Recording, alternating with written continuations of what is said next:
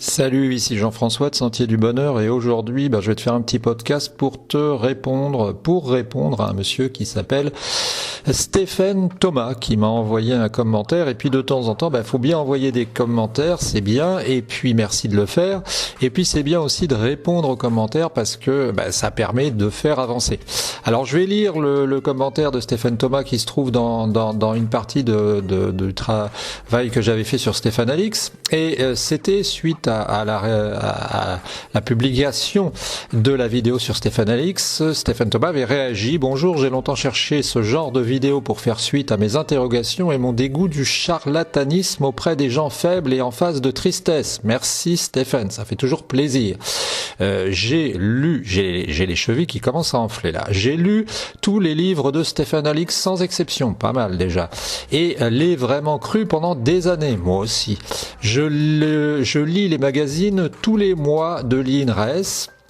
Alors l'INRES, c'est le fameux institut, à ma connaissance, de ce qu'a créé Stéphane Alix sur les phénomènes inexpliqués, inexplorés, et cela ressemble de plus en plus à une vaste escroquerie publicitaire pour de sombres éditions spéciales dans le fric au détriment du mec perdu, au développement personnel nauséabond pour les gens prêts à tout croire. Adepte de nombreuses lectures sur les sujets des médiums, chamans, sorciers, etc.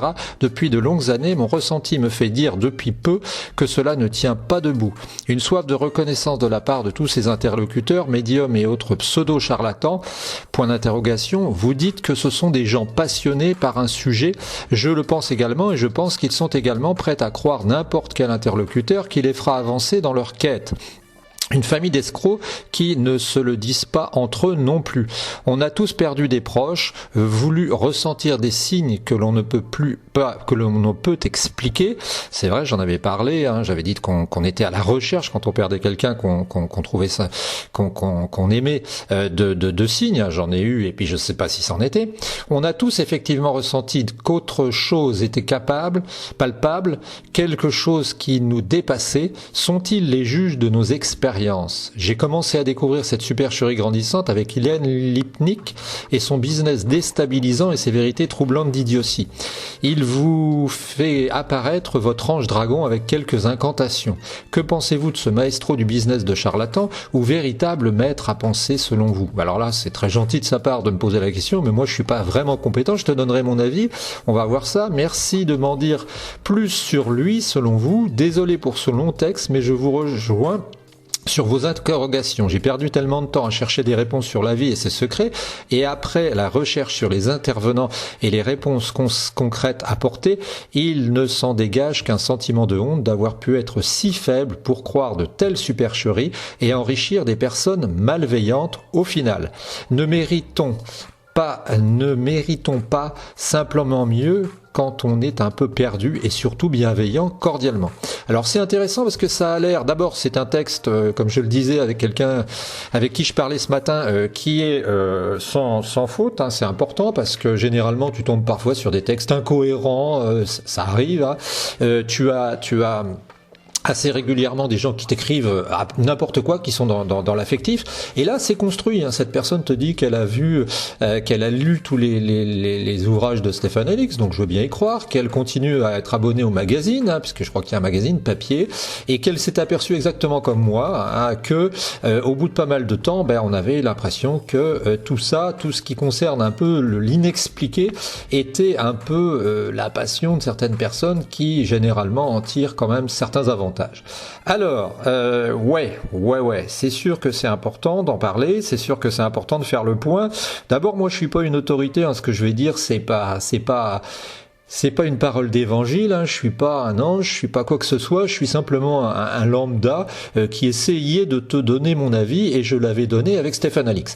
J'ai été très déçu, comme je l'ai dit, après coup concernant Stéphane Alix, surtout Stéphane Alix par rapport à Natacha Calestrémé, mais surtout Stéphane Alix parce que j'avais de grands espoirs avec le docteur Charbonnier aussi, et je me suis aperçu en confrontant les détails, ce qu'on voulait nous faire croire, que en fait il n'y avait pas de preuves qu'on peut qualifier de scientifiques et reproductives. Bleu. Pourquoi est-ce que c'est pas reproductible? C'est tout simplement parce que, que ce soit dans le cas de la télépathie par exemple, que ce soit dans le cas autrement d'autres disciplines, eh bien on ne peut pas développer un processus scientifique rigoureux qui prouve clairement que finalement, eh bien il n'y a rien du tout qu'il y a plus de doute. Hein, c'est impossible de développer ça. Et puis d'ailleurs, tu peux toi-même chercher à faire la même chose. Eh bien, tu verras que quand tu regardes précisément, tu t'aperçois que ça marche pas. Hein, Stéphane Alix, il a beau dire ce qu'il veut, Natacha Calet-Estrémé, elle a beau dire ce qu'elle veut. Dans tous ces cas, eh bien, soyons objectifs. Dans tous ces cas, eh bien, ça ne fonctionne pas. On n'a pas de preuves. Pour ce qui est de Stéphane Alix, eh bien, tu t'apercevras que quand on parle de réincarnation, il a trouvé le moyen, lui, de se réincarner dans quelqu'un qui possède même son nom. Ça, c'est plus fort que le Roquefort. Je le répète. Pour ce qui est de Natacha Calet-Estrémé, moi, j'ai eu l'occasion d'avoir des vidéos. Alors, je suis en train de cliquer pour voir le nombre de vidéos de vues que j'ai eu sur une vidéo sur Natacha Calet-Estrémé. J'ai fait plusieurs centaines, plusieurs milliers de vues, et en fait eh bien, il s'avère que les gens qui me contactent sont des gens qui ne formulent pas, qui me disent parfois ça marche, mais qui ne m'expliquent pas, et personne n'a été capable. J'ai des gens qui m'ont gentiment répondu concernant Natacha Calet-Estrémé, qui m'ont gentiment dit moi ça c'est troublant. Une dame qui entre autres m'a dit oui voilà, moi j'ai fait les protocoles de Natacha Calet-Estrémé, je me suis retrouvé devant dans une ville tout à fait différente, dans un cinéma avec une personne pour lesquelles j'avais fait les protocoles. C'est curieux, mais ça l'avait pas soigné, tu vois. Donc moi, sur toutes les personnes qui ont réagi, eh bien il y en a aucune qui a pu me prouver de manière claire que les protocoles de Natacha Calet-Estrémé fonctionnaient. Hein, tu vois, donc il y a eu des milliers de personnes qui ont lu mes commentaires. Personne. Hein, tu vois, alors elle va pouvoir te dire qu'elle a des gens qui lui sont reconnaissants, mais moi je veux des faits circonstanciés. Donc Stéphane Alix, Natacha Calet-Estrémé, les médiums, j'en ai parlé, hein, je vais créer une playlist qui concerne le spirituel, tout ça. Et en fait, eh bien, voilà, on est devant une situation où apparemment, ce qui n'est pas, comme le dit Stéphane Thomas, ce qui n'est pas finalement apparent, visible, qu'on peut pas toucher, eh bien, on a beaucoup de mal, voire une impossibilité à le prouver. Donc c'est ça que je voulais dire. Alors ce Stéphane Thomas, eh bien, me dit clairement, que pensez-vous de ce monsieur? Alors je suis allé voir quelques-unes de ses vidéos, je suis pas un spécialiste. Et tout ce que je peux dire, c'est que comme par hasard, eh bien, je vois Régénérer votre capital énergétique, Yann Lipnik, il parle de protocoles un petit peu, il les appelle pas des protocoles dans son nouveau livre, parce qu'il vend des livres. Alors lui, bon, je te donne mon avis, moi je suis pas spécialiste, loin de là, je voudrais surtout pas offusquer quelqu'un et puis le traiter de charlatan, parce que ça j'en sais rien, mais alors Yann Lipnik, il est très très très fort, parce que lui, c'est ses anges, alors je crois que c'est ses anges, hein, ses guides qui l'informent. Alors il discute avec ses guides, lui je sais pas trop ce qu'il est, alors il est géo-énergéticien, enfin tu vois, il peut mesurer la capacité de chacun en énergie, il utilise des termes du genre au 24e niveau, au 13e niveau, il parle de chakras spéciaux, il te fait référence à l'alchimie, il te donne des détails absolument incroyables, et puis moi je me suis arrêté avec lui quand il commençait à parler des ailes célestes ou je sais pas quoi qu'on avait tous et qui étaient reliées aux omoplates, un truc comme ça. Enfin, moi, d'après moi, je suis personnellement, comment dirait-on, hermétique à ce genre de choses, parce qu'au moins Natacha Calet-Estrémé et puis d'autres, eh bien ils ont des explications qui sont minimales, hein. Ils disent ça existe. Prenons le docteur Charbonnier, c'est quelqu'un qui dit ça, la vie après la mort, ça existe, et puis voilà, on a quelques explications, mais lui, tu vois, il se borde à donner au moins des points. Il te dit voilà, il y a ça qui existe, et puis on a cette preuve, ils essayent, hein, tu vois, ils essayent, même s'ils n'ont pas réussi. Mais lui, Yann Lipnik, il est plus fort que le Roquefort, parce que lui, il va carrément aller plus loin. Alors, parce que lui, il t'explique que, voilà, il faut activer les chakras, et puis avec des niveaux, et puis en fait, il a toute la science, lui, tu vois, il a tout, il connaît tout, ses guides ont dû lui expliquer, je sais pas trop. Donc moi je suis pas du tout, hein, personnellement je suis pas, parce qu'autant j'essayais de trouver des voies à travers ce que pouvait dire quelqu'un comme le docteur Charbonnier, même quelqu'un comme Natacha Calestrémé et tout, j'essayais de chercher, tu vois, mais alors là avec Yann Lipnik c'est carrément du, j'ai l'habitude de dire, tu sais, que on dit que le papier ne refuse pas l'encre, et bien là je pense, hein, personnellement, que c'est vraiment l'expression, la matérialisation de l'expression, si on peut dire, parce que c'est vraiment quelque chose d'évident, que ce monsieur a créé, je sais pas quoi, un monde, un univers. Alors c'est peut-être de l'heroic fantasy, hein, comme on dit, tu sais, hein, c'est un truc qui est incroyable. Il a créé un monde, un univers.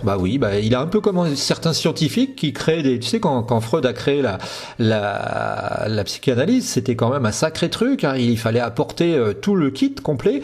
Et bien lui, il t'apporte tout le kit, sauf que dedans, je sais pas où il va chercher. Alors il y a les guides qui lui donnent des coups de main. Il donne aussi des précisions. C'est très circonstancié. Il te dit par exemple que ton énergie, tu en perds 5%, tu l'es 10 ans, et tu peux la regagner en utilisant des vortex négatifs et positifs, en travaillant 7 minutes par jour. Enfin, tu vois, il est très précis.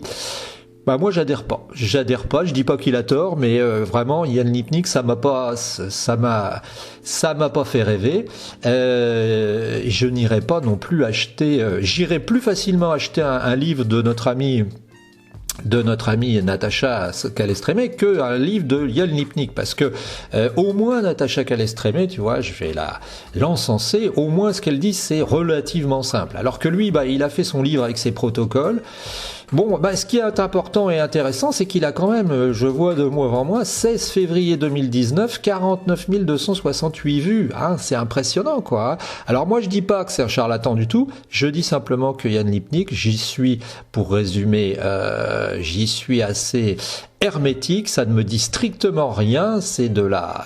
Pour moi, c'est un peu de la pâte à science, hein. C'est une sorte de délire entre un mélange, un mix entre, on convoque les anciennes sagesses, hein, on parle de chakras, on fait référence à l'Asie, on parle aussi d'alchimie. Enfin bon, tu vois, c'est un mélange, hein. Alors voilà, c'était pour te dire ce que je pensais de ce cas, parce que Yann Lipnik, ça m'a laissé un peu froid. Alors, comment réagir par rapport à ça? Parce que si tu veux, quand on est dans Sentier du Bonheur, l'objectif c'est de réagir en se disant qu'est-ce qu'on fait si on n'a pas la possibilité de réagir et de vivre, parce que tu sais, tu trouves tout dans la lettre de Stéphane. Elle est intéressante parce que ça permet de comment expliquer. Stephen Thomas nous dit que on a besoin de se rassurer quelque part, hein. Et en fait c'est ça. Et moi, ma manière de me rassurer, c'est de me dire que peut-être déjà, comme je te l'ai dit, on sait pas tout, hein. On sait pas tout concernant la vie, on sait pas tout concernant la mort. Voilà, on peut dire ça. Moi, personnellement, je te dis, je crois que j'ai des anges gardiens, mais ça, c'est une croyance personnelle. Je vais pas te dire que toi t'en as, je vais pas te dire que tu dois y croire. J'ai toujours revendiqué ça parce que ça me fait du bien. Maintenant, est-ce qu'ils existent vraiment? Moi, je te dis que j'y crois. Est-ce qu'ils existent vraiment matériellement? Non, ce serait quelque chose, des entités. Mais après tout, du moment que ça fait du bien, ça fait pas de mal. De même que quand je parlais des fameux voyants, je disais que si des voyants rassuraient des gens, moi, à côté de chez moi, j'ai quelqu'un qui malheureusement a perdu un être cher jeune, eh bien, cette personne, je te dis franchement que si un voyant lui avait dit que sa fille lui avait transmis un message pour la rassurer, et puis qu'en fait, elle allait très bien, etc., même si c'était complètement faux, ce serait pas tellement dramatique, et même si ça lui avait coûté 500 €, qu'est-ce qu'on s'en fout? Alors ce que je veux dire, c'est que en fait, ce qu'il faut, c'est se dire qu'on sait pas tout, hein, on sait pas tout, qu'il faut pas croire n'importe quoi non plus, et que chez les gens, il y a différents niveaux de croyances, hein. Et puis ce Yann Lipnik, c'est un niveau supérieur à Natacha Calestrémé ou à Stéphane Alix, puisque c'est carrément le développement d'un modèle, hein. Lui, il se dit géogénéticien, je sais pas, géo-énergéticien, tu vois. fois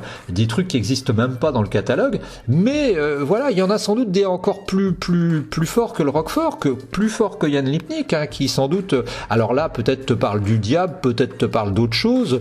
Moi ce que je trouve impressionnant, et ce dont il faut toujours se rappeler, c'est qu'au niveau statistique, on considère qu'il y a à peu près 10% des gens qui ont régulièrement un langage, des manières de parler qui ne sont pas cohérentes, hein, c'est-à-dire qui pètent un peu les plombs.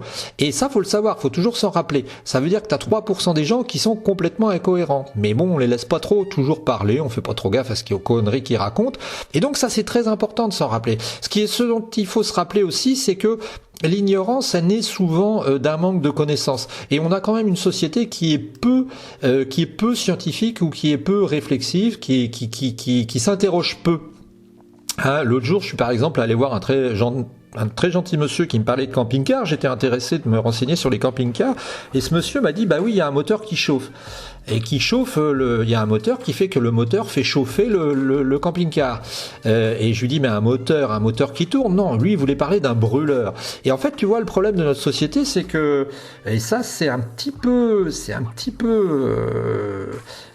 dangereux, c'est que on a une société qui n'a pas de formation scientifique, qui n'a pas de formation rationnelle. Et quand on a une formation qui n'est ni scientifique ni rationnelle, et ben on débouche dans la patascience, dans la patatou, dans la patachou, et puis on finit par raconter n'importe quoi. Alors moi j'en ai pas après ce monsieur Yann Lipnik, je n'exclus pas la possibilité que ce monsieur raconte des choses qui sont vraies.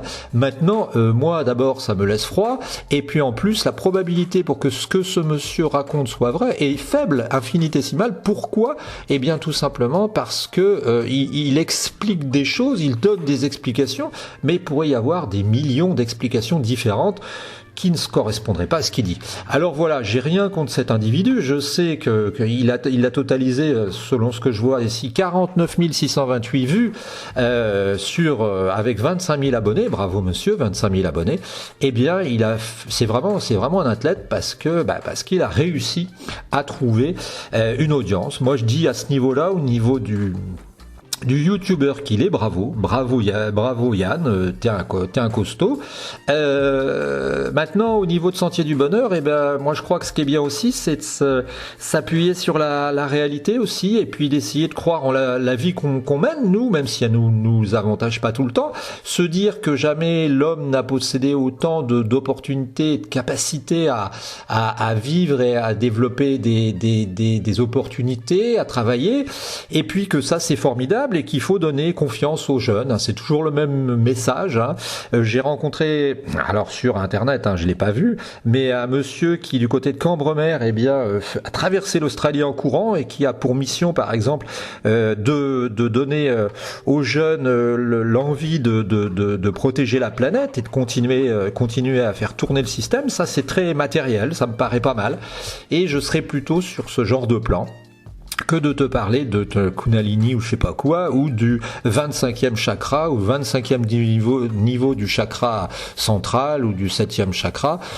Ça, je t'avoue que ça ne me parle pas. Voilà, j'espère que Stéphane, j'ai essayé de te répondre, ça a été un peu confus peut-être, mais enfin bon, ouais, je pense que t'as raison, quelque part quand même, il y a des limites à la limite, et là, je crois qu'avec Yann Lipnik, on l'a pas mal trouvé. Je m'arrête parce que sinon, je vais encenser Natacha Calestrémé et je vais passer pour un de ses sympathisants.